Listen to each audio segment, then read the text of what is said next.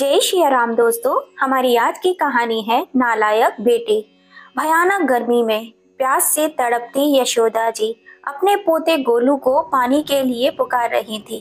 अरे गोलू बेटा, जरा इधर तो आना, पीने के लिए एक गिलास पानी तो ला देना। गोलू, ओ गोलू। यशोदा जी अपने बेटे गोलू को आवाज लगाती रह गई, लेकिन गोलू अपनी दादी माँ की बात को अनसुना करते हुए बाहर खेलने दौड़ गया। फिर यशोदा जी ने अपनी बहू को आवाज लगाई, लेकिन दोनों बहुओं में से किसी एक ने भी आना जरूरी नहीं समझा। यशोदा जी के पति का देहांत हुए 8 महीने हो चुके थे। पति की मृत्यु के बाद अब वे बिल्कुल अकेली पड़ गई थी। यशोदा जी के 2 बेटे और एक बेटी है। बेटी की शादी अच्छे खानदान में करके वे उसकी जिम्मेदारी से मुक्त हो चुकी हैं। दोनों बेटे भी शादीशुदा हैं। बड़े बेटे ब्रजेश की पत्नी कामनी और छोटे बेटे दीपक की पत्नी दीप्ति। दोनों का एक एक बेटा है। ब्रजेश का बड़ा बेटा गोलू 8 वर्ष का है, जबकि दीपक का बेटा मोनू 7 वर्ष का है। दोनों में 1 वर्ष का ही फर्क था, परंतु दोनों का जन्मदिन एक ही दिन आता था। घर में सभी लोग अपना ख्याल स्वयं रख सकते थे, लेकिन यदि घर में किसी को सहारे की आवश्यकता थी तो वो थी यशोदा जी, जिनकी ढलती उम्र के साथ शरीर की ताकत और हड्डियों में जान कम होती जा रही थी। अपने घर के आंगन में चारपाई पर यशोदा जी अकेले बैठी हुई थी और खुद को बहुत लाचार महसूस कर रही थी। बैठे बैठे सोच रही थी, यह तो कुदरत का नियम है। जैसे जैसे नई पीढ़ी के शरीर में ताकत बढ़ती जाती है, वैसे वैसे पुरानी पीढ़ी कमजोर और लाचार होती जाती है। परंतु नई और पुरानी पीढ़ी के बीच इतनी दूरी आ जाएगी, ना तो बच्चों को उनका अकेलापन दिखेगा और ना ही उनके आंसू नजर आएंगे। ऐसा तो मैंने सपने में भी कभी नहीं सोचा था।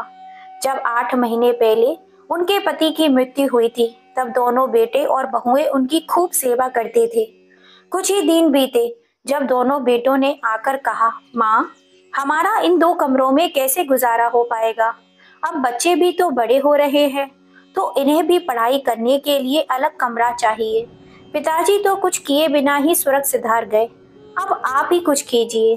बेटी की बातें सुनकर यशोदा जी कुछ हैरान सी रह गई और पूछने लगी, लेकिन बेटा, तुम कहना क्या चाहते हो? मैं क्या कर सकती हूँ? मेरे पास तो इतने पैसे भी नहीं हैं कि मैं मकान पर खर्च कर सकूं। तभी उनका छोटा बेटा बोला, माँ, पिताजी ने सारी जमीन जायदाद आपके ही नाम करी थी। आपकी जो गांव वाली जमीन रखी है, आप उसकी मालकिन हैं। माँ, आप उस जमीन का आधा हिस्सा बेच दीजिए। उसे बेचकर जो पैसे मिलेंगे, उससे हम ऊपर की 2 मंजिलें बनवा लेंगे। फिर बड़े बेटे ने कहा, माँ, आप ही सोचिए, हमारे बच्चे भी बड़े हो रहे हैं, जगह की कितनी कमी हो चुकी है, और फिर कभी कभार बच्चों के दोस्त भी आ जाते हैं, या कभी उन दोनों का जन्मदिन मनाना होता है, तो जगह न होने के कारण उन्हें भी शर्मिंदगी उठानी पड़ती है। बेटों के इतना आग्रह करने पर यशोदा जी सोच में पड़ गईं और फिर सोचने लगी, आज हो या कल, आखिर यह सब कुछ बच्चों का ही तो है। ऐसा सोचते हुए उन्होंने गांव की जमीन का आधा हिस्सा बेच दिया और उससे आया पैसा बेटों को दे दिया और कहा, अब तुम्हें जैसा ठीक लगे तुम वैसा मकान बनवा लो। दोनों बेटों ने ऊपर 2 मंजिल और बनवा ली। फिर कुछ दिन बीते। एक दिन उनका बड़ा बेटा उनके पास आया और बोला, माँ, अब आपकी तबीयत ठीक नहीं रहती, तो फिर आपको जमीन जायदाद का क्या काम है? अब इस बुढ़ापे में तो अपनी जिम्मेदारियां अपने बच्चों को सौंप दो और फिर आराम से बहू से अपनी सेवा कराओ। शान से बैठकर हुक्म चलाना अपनी बहुओं पर। फिर यशोदा जी बोली, बेटा, तू यह सब क्या कह रहा है? मैं कहाँ भागी जा रही हूँ? तभी उनका छोटा बेटा दीपक गोलू और मोनू का हाथ पकड़कर ले आया और बोला, माँ, कल इन दोनों का जन्मदिन है और हम चाहते हैं कि आप इन्हें ऐसा तोहफा दीजिए जो कभी किसी ने ना दिया हो। तब यशोदा जी बोली, हाँ बेटा, मैं भी इनका जन्मदिन यादगार बनते हुए देखना चाहती हूँ, लेकिन मैं क्या कर सकती हूँ? कोई अच्छा तोहफा भी नहीं दे सकती। तभी बड़ा बेटा ब्रजेश बोला, माँ, केवल एक आप ही हैं जो इन्हें अनमोल तोहफा दे सकती हैं। ऐसा कहते हुए उसने अपनी माँ के आगे कुछ कागज रख दिए और बोला, माँ, आपको और कुछ नहीं करना, बस इन कागजों पर अपने दस्तखत कर दीजिए। अरे बेटा, इस पर तो सब कुछ अंग्रेजी में लिखा हुआ है। तुम्हारे पिताजी हमेशा कहा करते थे कि दस्तखत करने से पहले कागजों को पढ़ लेना चाहिए, क्योंकि धोखाधड़ी बहुत है। लेकिन यह बात तो पराये लोगों के साथ लागू होती है, यहाँ मुझसे कौन धोखा करेगा। ऐसा कहते हुए उन्होंने कागजों पर दस्तखत कर दिए। लेकिन जैसे ही उन्होंने दस्तखत किए, उनके मन में ख्याल आया कि पूछना तो चाहिए यह कागज किस चीज के हैं। और जब उन्होंने पूछा तो उनका बड़ा बेटा मुस्कुराते हुए बोला, माँ, इस पर लिखा है कि आप अपने गांव वाली सारी जमीन हमारे नाम पर कर रही हैं। यह सुनकर यशोदा जी को एक धक्का सा लगा कि कितनी चालाकी से दोनों बेटों ने उनसे कागजों पर दस्तखत करवा लिए। पर फिर सोचने लगी कि बेटा सही तो कह रहा था कि मैं इस उम्र में जायदाद का क्या करूंगी। अगर ये मैंने उन्हें दे भी दिया तो क्या हो जाएगा। अब आराम से रहूंगी, दोनों बहू और बेटों से खूब सेवा कराऊंगी। उस दिन सुबह सुबह यशोदा जी पार्क में टहलने चली गई। थोड़ी देर सैर करने के बाद वे अपनी सहेली शकुंतला जी के साथ गपशप करती रही और जब घर वापस लौटी तो देखा घर पर कोई नहीं था। रसोई का सारा सामान भी गायब था। एक पल को वो घबरा गई और बच्चों को आवाज देने लगी तो इतने में बड़ी बहू ऊपर से चिल्लाई, क्या हुआ माँ जी, इतना क्यों चिल्ला रही हो? हम ऊपर आ चुके हैं सारा सामान लेकर। ठीक है बहू, काम में व्यस्त हो तो मैं भी ऊपर आ जाती हूँ। जैसे ही यशोदा जी ऊपर पहुंची और पहला कदम रखा तो बहू जोर से चिल्लाई, आपको दिखाई नहीं देता? सारा घर गंदा कर दिया। अभी अभी मैंने पोछा लगाया था, सूख तो जाने दिया होता। बहू कामनी के मुंह से ऐसी बातें सुनकर यशोदा जी का कलेजा मुंह को आ गया और हड़बड़ाते हुए बोली, बहू, वो मुझे बहुत तेज भूख लगी थी, अगर मेरे लिए नाश्ता बना देती तो। फिर बहू का गुस्से से भरा हुआ चेहरा देखते हुए बोली, मैं ऊपर आकर फर्श गंदा नहीं करूंगी, तुम मेरे लिए खाना नीचे ही पहुंचा देना। तभी कामनी बोली, देखिए माँ जी, अभी मैंने कुछ नहीं बनाया खाने को, ऊपर जाकर अपनी छोटी बहू से पूछ लीजिए, उसने कुछ बनाया होगा तो दे देगी। अरे बहू, पहले ही इतनी सीढ़ियां चढ़कर मेरी सांस फूल गई है, तुम ही कुछ दे देती। माँ जी, अभी मुझे बहुत काम है, एक रोटी बनाने का ही काम नहीं है। इतना कहकर वह चली गई। यशोदा जी जैसे तैसे हिम्मत जताकर छोटी बहू दीप्ति के पास पहुंची। देखा तो वह भी घर के काम में व्यस्त थी। उन्होंने उसे आवाज दी और खाना मांगा तो दीप्ति ने कहा, माँ जी, अभी मैंने रोटियां नहीं बनाई, रात की रोटियां पड़ी हैं, आप वही खा लीजिए। यशोदा जी रात की बासी रोटियां लेकर उदास भाव से नीचे आ गई, परंतु वे समझने में असमर्थ थीं कि उनके आगे पीछे सारा दिन माँ जी कहकर उनकी सेवा करने वाली बहुएं आज इतना अजीब सा व्यवहार क्यों कर रही हैं। उसी समय उनकी बेटी गौरी का फोन आया, माँ, कैसी हैं आप? खाना तो समय पर खाती है ना? तो यशोदा जी बोली, बेटा, मैं बिल्कुल ठीक हूँ। तेरे दोनों भाइयों और भाभीियों ने मुझे अपनी सर आंखों पर बिठा कर रखा है, तू मेरी चिंता मत किया कर। तेरी भाभी गरम गरम खाना परोस कर गई है, अभी मैं खाना ही खा रही हूँ, बाद में बात करती हूँ। ऐसा कहते हुए यशोदा जी की आंखें भर आई और गला रुध गया। वह अपनी बेटी का दिल दुखाना नहीं चाहती थी, इसीलिए तुरंत फोन काट दिया। बेमन से वह बासी रोटियां खाते हुए उन्होंने मन ही मन सोचा कि आज वो अपने दोनों बेटे विजय और दीपक से इस विषय में बात करेंगी। दोपहर बीतने को थी। यशोदा जी अभी तक दोपहर के खाने का इंतजार कर रही थी। जब कोई नहीं आया तो थक कर उन्होंने आवाज लगाई, बहू, मुझे भूख लग रही है, खाना तो दे दो। परंतु किसी का कोई जवाब नहीं था। थोड़ी देर बाद उन्होंने फिर से आवाज लगाई। 4-5 बार आवाज लगाने पर भी जब कोई नहीं आया तो थक कर वे फिर ऊपर गई। तो बड़ी बहू कामनी ने भौं सिकुड़ते हुए 2 रोटी और सब्जी एक डिस्पोजल प्लेट में डालकर ऐसे रख दी जैसे किसी भिखारी को खाना दिया हो। बहू का ऐसा अजीब व्यवहार देखकर यमुना जी की हैरानी का ठिकाना ना रहा। सोचने लगी कि आखिर आज दोनों बहुओं को मेरी 2 रोटियां भी भारी क्यों लग रही हैं। आखिर एक दिन में ऐसा क्या हो गया। अभी इन्हीं विचारों में डूबी हुई थी कि उनकी नजर बाहर आते हुए अपने छोटे बेटे पर पड़ी। पीछे पीछे बड़ा बेटा भी आ रहा था। जैसे ही वे दोनों अंदर आए, यशोदा जी ने कहा, बेटा सुनो, मुझे तुम दोनों से कुछ जरूरी बात करनी है। तभी छोटा बेटा बोला, माँ जी, जो भी बात करनी है बाद में कीजिएगा, मैं अभी बहुत थक गया हूँ। बड़े बेटे ने भी कहा, माँ आपको तो कोई काम है नहीं, हम थके हुए आते हैं। तो आप आते ही इतना कहते कहते वे दोनों चले गए। यशोदा जी अपना सा मुंह लेकर वहीं बैठी रह गईं। उन्हें रात भर नींद नहीं आई। अगले दिन सुबह उठकर उन्होंने अपने बेटे से बात करने की सोची और सीढ़ियां चढ़कर ऊपर चली गई। ऊपर जाकर देखा तो उनका बेटा ब्रजेश ऑफिस जाने के लिए तैयार हो रहा था। तभी उनकी बहू कामनी मुंह बनाते हुए कहा, सुनो, तुम्हारी माँ आई है। यशोदा जी ये सुनकर हैरान रह गई और बोली, यह क्या बात हुई बहू, क्या मैं तुम्हारी कुछ नहीं लगती। तभी ब्रजेश बोला, क्या माँ, इसमें इतना नाराज होने वाली क्या बात है। फिर यशोदा जी बोली, बेटा बात क्या है, कल से बहू का व्यवहार भी बदला हुआ है और तुम भी इतना अजीब व्यवहार कर रहे हो। माँ आप भी सुबह सुबह क्या फालतू ड्रामा करने लगी हो। छोटी सी बात का बतंगड़ बनाने में आपको जरा भी देर नहीं लगती। तभी उनकी बहू चिल्लाई, सुन लिया, अब जाइए यहाँ से, नाश्ता करने दीजिए इन्हें। यशोदा जी यस के तस खड़ी रह गईं। बहू की तेज आवाज सुनकर उनके हाथ पांव सुन्न पड़ गए। उन्हें ऐसा लगा कि जैसे वह किसी बुरे सपने से जागी हों। यमुना जी बेइज्जत होकर बड़ी बहू के कमरे में बाहर निकल आई। मैं बहुत ज्यादा डर गई थी, लेकिन उन्हें भूख लगी थी, इसलिए हिम्मत करके ऊपर छोटे बेटे के पास चली गईं। दरवाजा खुला था। उन्होंने आवाज दी लेकिन कोई नहीं आया तो वो अंदर जाकर बैठ गई।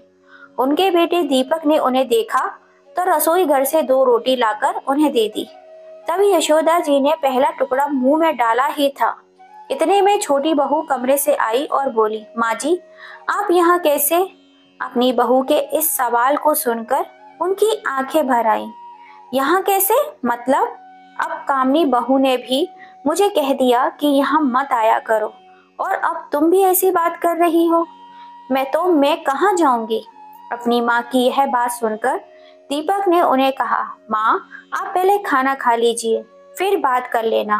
दीपक को अपनी माँ के साथ नमी से पेश आते देख छोटी बहू दीप्ति उसे गुस्से से देखने लगी, परंतु उसने उस समय कुछ नहीं कहा। अगले दिन जब उन्होंने अपने बड़े बेटे ब्रजेश से दवाइयां लाने को कहा तो बड़ी बहू कामनी ने स्पष्ट जवाब दे दिया कि हमसे अपने खर्चे तो पूरे नहीं होते तो आपके खर्चे कैसे उठाएं। बात केवल 2 रोटी की होती तो चलता, आपके खर्चे कम नहीं हैं। कपड़ों का खर्च, दवाइयों का खर्च, खाने पीने का खर्च, ना बाबा ना, हमसे तो ये सब खर्च नहीं उठाया जाएगा। अब यशोदा जी ने बड़ी बहू के पास जाकर खाना मांगना छोड़ दिया था। अब तीनों समय का खाना छोटी बहू के यहाँ से ही खाना पड़ता था। कुछ दिन ऐसे ही चलता रहा। एक दिन जब यशोदा जी खाना खाने के लिए अपनी छोटी बहू के पास जा रही थी, तभी उन्हें छोटी बहू दीप्ति की आवाज आई। वह अपने पति से झगड़ा कर रही थी। कुछ सीखो बड़े भैया और भाभी से, उन्होंने तो अपना पल्ला झाड़ लिया और हमारे मत्थे मर दिया अपनी माँ को। हमारे खर्च पहले ही कुछ कम है क्या। तभी दीपक बोला, तुम्हारी बात ठीक है दीप्ति, जब बड़े भैया अपनी जिम्मेदारी नहीं निभा रहे तो फिर माँ का सारा बोझ हम ही क्यों उठाएं। मैं बड़े भैया से बात करके उन्हें वृद्ध आश्रम भेजने का इंतजाम करवाता हूँ। बेचारी यशोदा जी यह सुनकर तो चढ़वत्त ही रह गईं और वहीं से वापस नीचे आ गई। अब किसी बेटे बहू के पास दोबारा जाने की उनकी हिम्मत ही नहीं हो रही थी। आज उनकी बर्दाश्त की हद खत्म होती गई, क्योंकि उन्हें खाना खिलाना तो दूर, अब कोई उन्हें इस घर में देखना भी नहीं चाहता था। वे अकेली ठुकराई हुई सी आंगन की चारपाई पे बैठी रही। सभी का आंगन से आना जाना चलता रहा, परंतु किसी के पास इतना समय नहीं था कि अपनी बूढ़ी माँ के पास 2 पल के लिए बैठ जाए। जब बेटे और बहुओं ने अपनी जिम्मेदारी से पल्ला झाड़ लिया था तो फिर वह अपने पोते से भी क्या उम्मीद करती। आखिर वह भी तो अपने माता पिता के नक्शे कदम पर ही चल रहे थे। इतने बड़े परिवार के होते हुए भी यशोदा जी अकेलापन और भुखमरी की मार झेल रही थी। आज बगैर कुछ खाए पिए वो टहलने के लिए निकल गईं। तो उनकी सहेली शकुंतला जी ने महसूस किया वे बहुत गुमसुम हैं। थोड़ी देर तो उन्होंने सोचा कि वे खुद ही बता देंगी, परंतु जब यशोदा जी ने कुछ नहीं बताया तो शकुंतला जी ने उनकी परेशानी का कारण पूछा।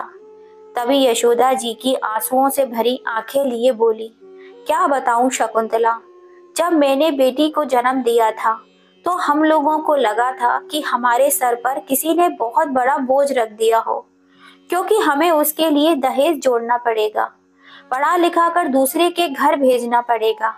लेकिन जब मेरे एक के बाद एक दो बेटे पैदा हुए तब तो मैं फूली नहीं समाई थी, और उनके पिताजी का तो सीना गर्व से चौड़ा हो गया था। हमें लगता था कि शायद हमारे पिछले जन्मों का फल है, हमने मोती दान किए होंगे जो इस जन्म में यह कृपा बरस रही है। और मुझे ऐसा महसूस हुआ कि जैसे मैंने तो गंगा ही नहा ली हो। बेटों के साथ मेरा बुढ़ापा आराम से कटेगा और वे मेरे बुढ़ापे की लाठी बनेंगे। मैं तो पूरी उम्र इसी खुशफहमी में बिता दी कि हम बच्चों के ऊपर जो आज खर्चा कर रहे हैं वो बुढ़ापे में हमें सूद समेत वापस कर देंगे। अपनी सारी जमा पूंजी हमने अपने बच्चों को उनके पैरों पर खड़ा करने में लगा दी, यहाँ तक कि अपनी सेहत पर भी ध्यान नहीं दिया। अब पति का साथ भी छूट गया और सेहत भी साथ छोड़ने लगी है। दोनों बेटे मेरी दवाइयों का खर्चा उठाना तो दूर, अब तो उन दोनों वक्त की रोटी तक नहीं खिलाई जाती। अपनी बूढ़ी माँ को सारी बातें बताते हुए उनकी आंखें आंसुओं से भर निकली। नाक गला सब कुछ रुध गया था। शकुंतला जी ने उन्हें पानी पिलाया और सांत्वना दी कि सब ठीक हो जाएगा। फिर यशोदा जी बोली, पता नहीं शकुंतला, इस उम्र में अब और क्या क्या देखना बाकी रह गया है। भूख से तड़पने के बाद भी अब तक मेरे प्राण नहीं निकले हैं। इतना कहते वो फूट फूट कर रोने लगी और वहीं जमीन पर बैठ गई। शकुंतला जी ने उन्हें हौसला दिया और उन्हें उठाते हुए कुर्सी पर बिठाया और बोली, देख यशोदा, यदि तुम ऐसे ही हार मान जाओगे तो इसके बाद भी तुम्हारे बच्चे तुम्हारे साथ ना जाने क्या क्या करेंगे। लेकिन यदि तुम हिम्मत दिखाती हो और गलत के खिलाफ आवाज उठाती हो तो अपना बचा हुआ जीवन अच्छी तरह से बिता सकती हो। अपनी सहेली की बात सुनकर यशोदा जी कुछ सोच में पड़ गईं। अब तो मेरे साथ चलो। शकुंतला जी यशोदा जी को अपने साथ एक ठेले पर लेकर गई, जहां उन्हें भर पेट खाना खिलाया। फिर यशोदा जी घर लौट आई। कुछ देर बाद यशोदा जी कुछ सोच विचार में पड़ गईं। शाम हो चुकी थी, परंतु यशोदा जी को दोपहर का खाना अभी तक नसीब नहीं हुआ था। फिर खुद ही हिम्मत करके जो थोड़े बहुत पैसे पड़े थे, एक ब्रेड का पास की दुकान पे जाकर एक ब्रेड का पैकेट लेकर आ गई और एक ब्रेड का पैकेट खरीद लाई। शाम के समय उनकी बेटी गौरी अपने पति के साथ उनसे मिलने के लिए आ पहुंची, तो यशोदा जी उस समय ब्रेड खा रही थी। अपनी बेटी गौरी को देखते ही उन्होंने ब्रेड का पैकेट छिपा दिया और बोली, अरे बिटिया, तू कब आई? तूने तो आने से बारे में बताया ही नहीं। माँ, जब मैंने आपसे फोन पर बात की थी तो मुझे तभी एहसास हो गया था कि कुछ ठीक नहीं है, इसलिए मैं आपसे मिलने चली आई। मुझे साफ साफ बताओ कि क्या बात है। बिटिया, मैंने तुझे कहा तो था कि सब कुछ ठीक है, तू बिना सर पैर के ही चिंता कर रही है, यशोदा जी ने नजर चुराते हुए कहा। तभी दरवाजे पर आई हुई शकुंतला जी की आवाज आई, क्या खाक ठीक है यशोदा? गौरी बेटी, अच्छा किया जो तू आ गई। मैं तुझे बताती हूँ कि तेरी माँ कैसे एक एक दिन काट रही है। शकुंतला जी ने सारा वर्तन गौरी को कह सुनाया। सारी बात सुनकर गौरी हक्की बक्की रह गई। उसे विश्वास नहीं हो रहा था कि उसकी माँ पर जान छिड़कने वाले उसके भाई अचानक इतने लालची कैसे हो गए। यशोदा जी का दामाद जो ये सारी बातें सुन रहा था, कहने लगा, माँ, मेरा एक बहुत अच्छा दोस्त वकील है। आप एक काम कीजिए, अपनी प्रॉपर्टी के कागज उठाइए और हमारे साथ चलिए। यशोदा जी के मना करने के बाद भी वे दोनों नहीं माने और उन्हें अपने साथ वकील के पास ले गए और सभी हालातों के बारे में बताया। वकील ने सभी कागज देखे और कहने लगा, अरे वाह, यह हुई ना बात। यह बताइए, यह कागज किस प्रॉपर्टी के हैं? तभी यशोदा जी ने कहा, यह अपने मकान की और जमीन के कागज है। फिर वकील मुस्कुराते हुए बोला, अगर ऐसी बात है तो आप अपने बेटे और बहुओं को अच्छा नाच नचा सकती हैं। फिर वकील के कहने पर यशोदा जी ने कागजी कार्रवाई शुरू कर दी। उसके कुछ समय के बाद यशोदा जी घर लौट आई। थोड़े ही देर में उनके दोनों बेटे भी घर आ गए। उनके पास आकर बोले, माँ, अब हमसे आपका बोझ और नहीं उठाया जाएगा, इसलिए हमने आपका इंतजाम वृद्ध आश्रम में करवा दिया है। यह बात सुनकर यशोदा जी हैरानी से उनकी ओर देखने लगी। तो बड़ा बेटा बोला, चिंता मत कीजिए माँ, वहाँ आपको किसी भी तरह की कोई कमी नहीं होगी। अभी यह बात चल ही रही थी कि गौरी और उसका पति वकील के साथ उनके सामने हाजिर हो गए। उन दोनों को वकील के साथ वहां देखकर दोनों बेटे और बहू की हैरानी का ठिकाना ना रहा। बड़ा बेटा बोला, यह सब क्या है? तुम लोग यहाँ वकील के साथ? फिर बड़े बेटे ने कहा, अच्छा, अब मैं समझ गया कि माँ की संपत्ति में तुझे और जीजाजी को भी अपना हिस्सा चाहिए, इसलिए वकील को लेकर आ गई। लेकिन एक बात कान खोलकर सुन लो, यह संपत्ति हम दोनों भाइयों की है, तुम्हारा इसमें कोई हक नहीं है। यह बात सुनकर गौरी और उसके पति को बहुत गुस्सा आया। तभी गौरी बोली, मुझे माँ की संपत्ति में से एक पैसा भी नहीं चाहिए। मैं तो केवल इतना चाहती हूँ कि मेरी माँ इस बुढ़ापे में सुखपूर्वक अपना जीवन बिताए। अरे, मैं तो माँ को अपने साथ लेकर जाना चाहती थी, लेकिन माँ नहीं मानी। यह कहकर मना कर दिया कि अपने जीवन का अंतिम समय वह बाबूजी की यादों के साथ इसी घर में रहकर गुजारना चाहती है। फिर यशोदा जी ने चेहरे पर गुस्से भरे भाव लाते हुए कहा, अपनी बेटी से ज्यादा मैंने और तुम्हारे पिताजी ने अपने बेटों को प्यार किया, यह सोचकर कि बेटियां तो पराई होती हैं, केवल बेटे ही बुढ़ापे में साथ निभाते हैं।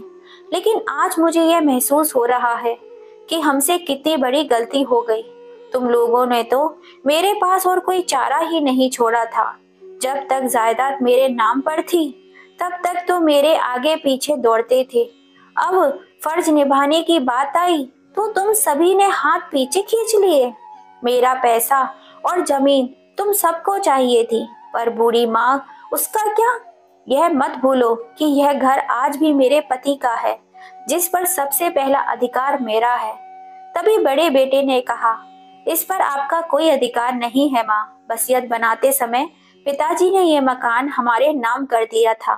तभी वकील साहब बोले, आपकी बात सही है, लेकिन आपके पिताजी ने मरने से पहले यह घर और जमीन अपनी पत्नी यशोदा जी के नाम कर दिया था और साथ में यह भी लिखवाया था कि उनकी पत्नी के जीते जी सारी प्रॉपर्टी की मालकिन वही रहेंगी।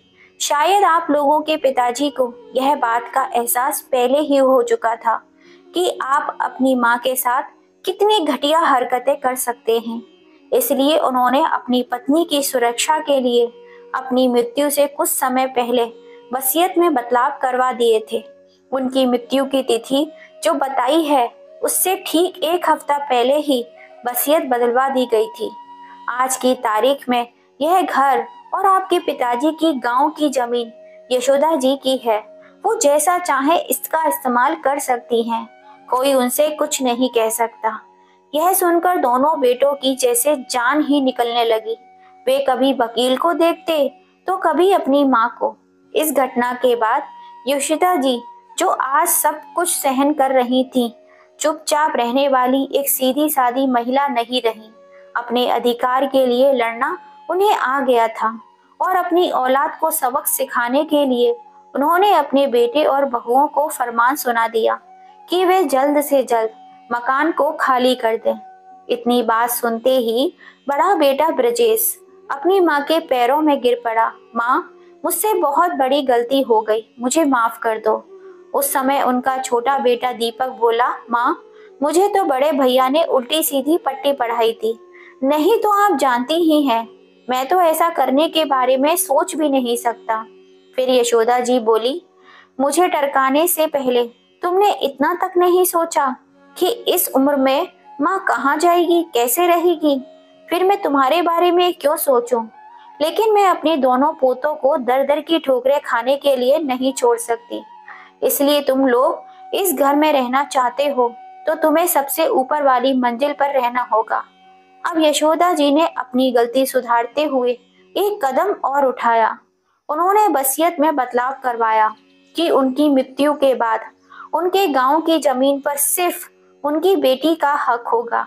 अपनी सहेली की मदद से उन्होंने अपने मकान का बीच वाला मंजिल किराए पर चढ़ा दिया और सबसे नीचे वे स्वयं रहने लगी। गौरी ने उनके खाना बनाने, साफ सफाई करने और कपड़े धोने के लिए एक मेड लगा दी। अब यशोदा जी को अच्छा खाना नसीब होने लगा था। अपनी सासू माँ का यह बदला हुआ रूप देखकर दोनों बहुएं दंग रह गई थी। हैरान तो दोनों बेटे भी थे और दिल के किसी कोने में उन्हें एहसास भी हो चुका था कि उनसे बहुत बड़ी गलती हो चुकी है, जिसका खामियाजा उन्हें भुगतना पड़ रहा है। दोस्तों, बेटी ने अपनी माँ का बुढ़ापा सुरक्षित करने के लिए अपनी माँ को जो समझाया, क्या अपनी माँ के लिए जो किया वो सही था या गलत, या बेटों ने जो अपनी माँ के साथ किया वो सही था या गलत? अपनी राय हमें अपने कमेंट करके जरूर बताइएगा। और कहानी पसंद आई हो तो प्लीज इसे ज्यादा से ज्यादा अपने फैमिली फ्रेंड में शेयर कीजिएगा, जिससे कभी भी किसी माँ बाप के संग ऐसा ना हो सके। और अगर अभी तक चैनल को लाइक एंड सब्सक्राइब नहीं किया है तो जल्दी से कर लीजिए। पास में लगी बेल आइकन को दबा दीजिएगा, जिससे हम जब भी कोई नई कहानी डालें उसका नोटिफिकेशन आपको सबसे पहले मिल सके। फिर मिलेंगे आपसे ऐसी ही किसी कहानी के संग। जय श्री राम दोस्तों।